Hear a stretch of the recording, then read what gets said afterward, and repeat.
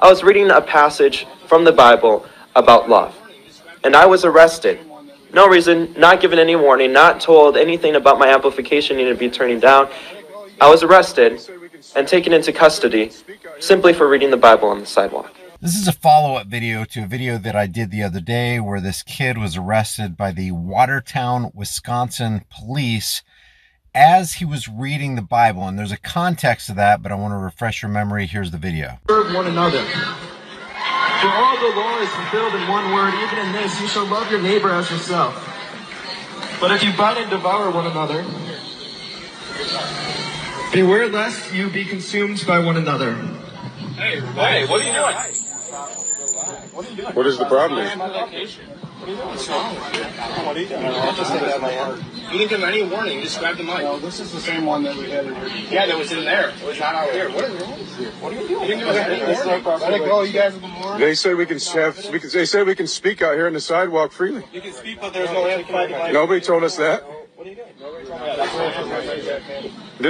How come there's no amplification? What's this? Hey, you guys are acting like thugs, man. You're acting like straight up thugs. Hey, you're taking away my property. He has every right to be out here engaging in speech.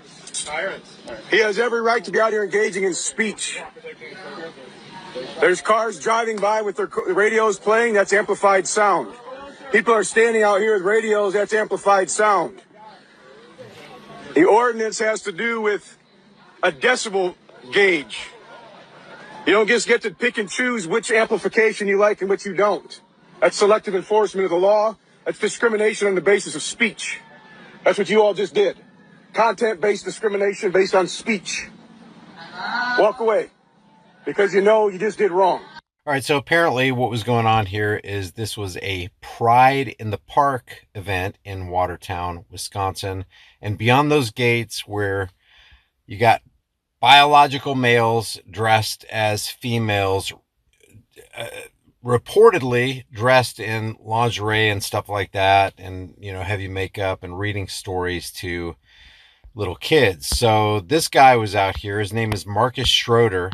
Marcus Schroeder was out there. He's a part of a group called Warriors for Christ. And he was out there preaching the Bible, preaching the message of Christ, they say. It says a Christian protesting a pride event over the weekend in Watertown, Wisconsin, was handcuffed and detained by police in a video that went viral, and that's the one that we covered. Several members of the Christian group Warriors for Christ were evangelizing at the city's annual Pride in the Park on Saturday, which, by the way, they are free to do. Why? Because they have an unalienable right to freedom of speech, just like the Warriors for Christ or whoever. There's another group out there, you know, the neo-Nazis, the brown shirts, the contemporary brown shirts.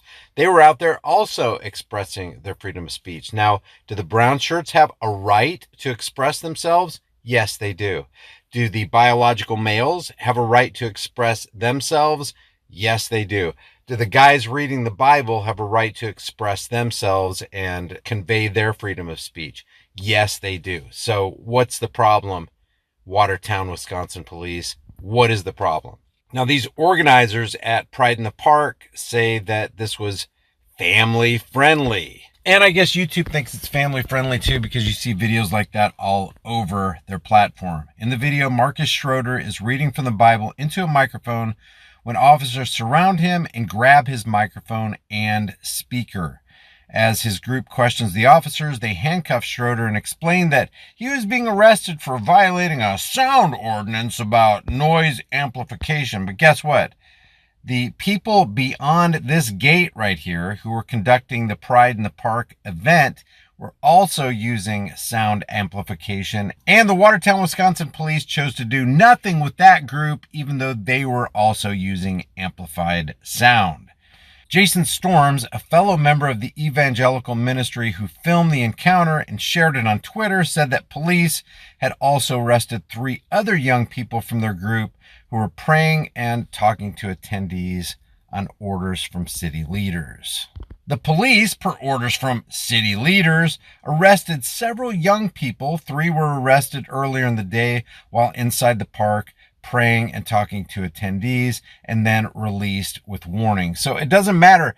It's still censorship. You don't put your hands on somebody who's exercising an unalienable, supposedly constitutionally protected right found in the Bill of Rights that the officers swore to protect, defend, and uphold. Storms alleged that the officers were violating their right to free speech as Schroeder was preaching on a sidewalk across from the public event. He told the outlet that the young man was charged with unlawful use of sound amplification and resisting arrest. You resisted my authority.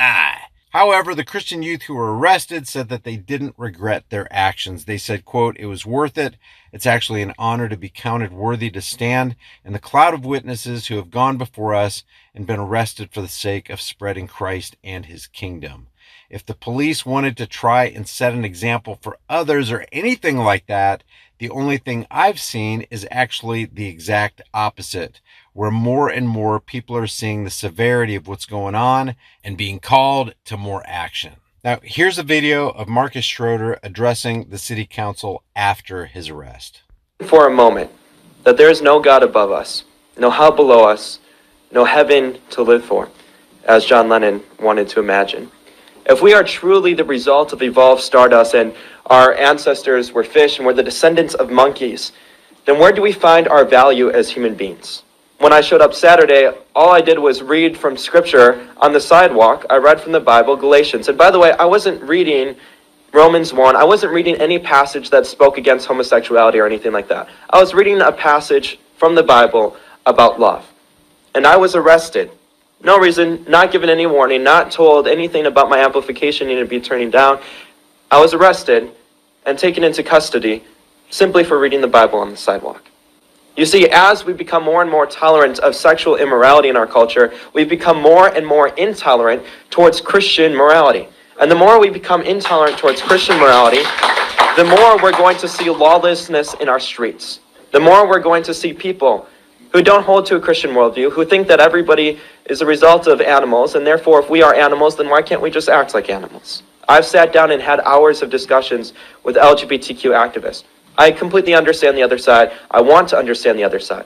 But drag queens twerking on kids in lingerie is unacceptable. You gotta admit, it is a pretty bizarre climate where you see city council members and people in power and their enforcers, the law enforcement community, coming out against people who are speaking up against practices that could harm the little people among us. I mean, why would you take those people away and not the people who appear to be doing things that, I don't know, is anything but family friendly?